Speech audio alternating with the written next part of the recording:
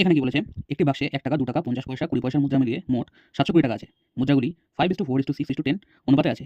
কোন প্রকার মুদ্রা কত মূল্যের আছে? তার মানে কি বার করতে হবে যে 1 টাকার যে কয়েন আছে, তো 1 টাকার কয়েন মোট কত টাকার আছে, বা 2 টাকার কত আছে, 50 পয়সা কত, 20 পয়সা কত। তো আমরা কি করি, তো 1 টাকা 2 টাকা 50 পয়সাকে 1/2 টাকা লিখতে পারি, 20 পয়সাকে আমরা 1/5 টাকা লিখতে পারি। তো এটা কি, এটা হচ্ছে ডিনোমিনেশন। তো তার আগে আমি একটু ছোট করে বলি যে ডিনোমিনেশন ব্যাপারটা কি। তো denomination into number of notes equals to আমার ভ্যালু।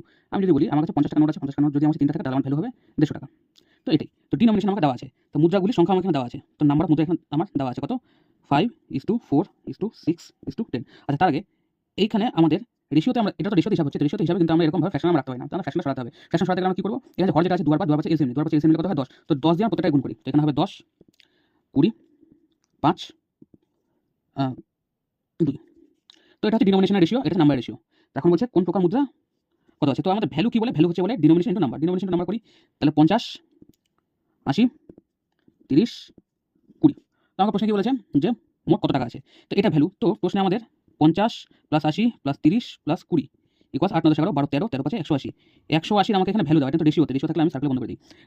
রেশিও ভ্যালু দেওয়া আছে কত, 720। তাহলে আমার একের ভ্যালু কত, একের ভ্যালু হচ্ছে 18 করে নাও, তারপর 40, সরি 40 বলি 4 4। তাহলে আমাকে বলে যায় কত, কোন প্রকার মধ্যে কত আছে। তো এখন 1 টাকা তাহলে কত আছে, 1 টাকা আছে কত 50 রেশিও, মানে 50 গুণ 4 200 টাকা, 2 টাকা 4 ইন্টু 80 320 টাকা। আমাকে বলেছে সরি 50 পয়সা, 50 পয়সা কত আছে 30 ইন্টু 4 120, 20 পয়সা কত আছে 20 ইন্টু 4 80। তুমি দেখো প্রত্যেকটা যোগ করে কিন্তু আমার 720 আমার আসবে। এটাই হলো আমার অ্যান্সার।